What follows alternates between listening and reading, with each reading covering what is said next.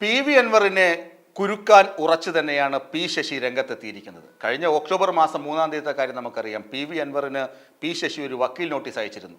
കാരണം പി.വി. അൻവർ വാർത്താ സമ്മേളനങ്ങളിലും പൊതുപരിപാടികളിലും വലിച്ചു കീറിയത് പി ശശിയുടെ ക്ലീൻ ഇമേജിനെ ആയിരുന്നു. പി ശശിക്ക് ക്ലീൻ ഇമേജ് നൽകിയതാകട്ടെ സംസ്ഥാന മുഖ്യമന്ത്രി പിണറായി വിജയനും. പിണറായി വിജയൻ പറഞ്ഞു, പി ശശി ഒരു അഴിമതിയും കാണിക്കില്ല, അഴിമതിക്കാർ ചെന്ന് അഴിമതിക്ക് വേണ്ടി സംസാരിച്ചാൽ അദ്ദേഹം ഇറക്കി വിടും എന്ന തരത്തിലുള്ള മറുപടിയാണ് വാർത്താ സമ്മേളനത്തിൽ പറഞ്ഞത്. അതുതന്നെയാണ് പി.വി. അൻവറിനോടും CM പറഞ്ഞത് എന്ന തരത്തിലായിരുന്നു പി.വി. അൻവറിൻ്റെ പ്രതികരണങ്ങളൊക്കെ.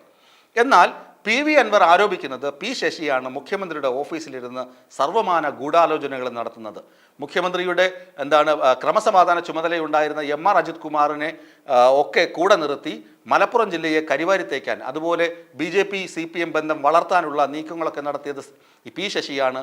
കോടിക്കണക്കിന് രൂപയുടെ ആസ്തി സമ്പാദിക്കുവാനും പണം മറ്റ് പല വഴികളിലൂടെ സമ്പാദിക്കുവാനും പല തരത്തിലുള്ള ഇടപെടലുകൾ നടത്തുന്നു എന്ന തരത്തിലൊക്കെയുള്ള ആരോപണമാണ് പി.വി. അൻവർ പി ശശിക്കെതിരെ ഉന്നയിച്ചിരുന്നത്. ഇത് മുഖ്യമന്ത്രിയുടെ ക്ലീൻ ചിറ്റോടുകൂടി, അതുപോലെ തന്നെ പാർട്ടി സംസ്ഥാന സെക്രട്ടറിയുടെ ക്ലീൻ ചിറ്റോടുകൂടി പി ശശി അങ്ങനെ ഒരു കുഴപ്പക്കാരനെയല്ല എന്ന ധാരണ പൊതുസമൂഹത്തിൽ പരത്താൻ CPM ക്യാപ്സൂളുകൾക്കും CPM സോഷ്യൽ മീഡിയ ഹാൻഡിലുകൾക്കും കഴിഞ്ഞു. ആ ബലത്തിലാണ് പി ശശി പി.വി. അൻവറിന് വക്കീൽ നോട്ടീസ് അയച്ചത്.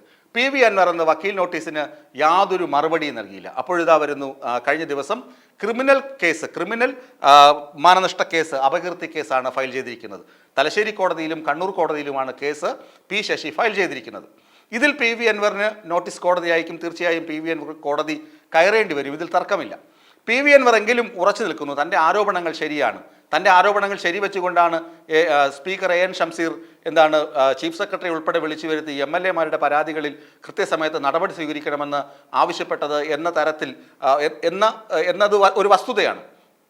പി.വി. അൻവർ ഉന്നയിച്ച പല ആരോപണങ്ങളും തെളിയിക്കപ്പെടുകയും ചെയ്തു. M.R. അജിത് കുമാറിനെ പിന്നീട് സ്ഥാനചലനമെങ്കിലും ഉണ്ടായി. ക്രമസമാധാന ചുമതലയുള്ള ADGP-ആയി മനോജ് എബ്രഹാമിനെ നിയമിക്കേണ്ടി വന്നു. M.R. അജിത് കുമാറിൻ്റെ അനധികൃത സ്വത്തിനെക്കുറിച്ച് പി.വി. അൻവർ പറഞ്ഞത് വിജിലൻസ് അന്വേഷിച്ചു കൊണ്ടിരിക്കുന്നു. അതുപോലെ തന്നെ തൃശ്ശൂർ പൂരം കലക്കിയതുമായി ബന്ധപ്പെട്ട് M.R. അജിത് കുമാറിൻ്റെ RSS ബാന്ധവം സംബന്ധിച്ച് M.R. അജിത് കുമാർ മലപ്പുറം ജില്ലയിൽ നടത്തിയ സ്വർണ്ണ കള്ളക്കടത്ത്, ഇതിനൊക്കെ ചുക്കാൻ പിടിക്കുന്നത് പി ശശി എന്നൊക്കെയായിരുന്നു ആരോപണങ്ങൾ. ഇതൊക്കെ പി ശശിയുടെ രാഷ്ട്രീയ ജീവിതത്തിൽ അല്ലെങ്കിൽ രാഷ്ട്രീയ ഇമേജിൽ വലിയ വിള്ളലുകൾ വീഴ്ത്തിയ ആരോപണങ്ങളായിരുന്നു.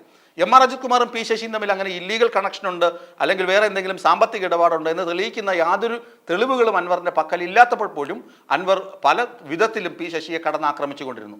ആ ആക്രമണത്തിൻ്റെ പ്രത്യാഘാതമാണ് ഇപ്പോൾ കേസിൻ്റെ രൂപത്തിൽ വരുന്നത്. ഇതിന് പി.വി. അൻവർ എന്ത് മറുപടി പറയും, എങ്ങനെ ഈ കേസ് തടയും, എന്തൊക്കെ തെളിവുകൾ കോടതിയിൽ ഹാജരാക്കും, എങ്ങനെയാണ് ഇതിനെ പ്രതിരോധിക്കുക എന്നൊക്കെ നമുക്ക് കാത്തിരുന്ന് കാണാം. ഈ വീഡിയോ നിങ്ങൾക്ക് ഇഷ്ടമായാൽ ലൈക്ക് ചെയ്യുക. കൂടുതൽ വീഡിയോകൾക്കായി യോഗനാഥം ന്യൂസ് ചാനൽ സബ്സ്ക്രൈബ് ചെയ്യുക.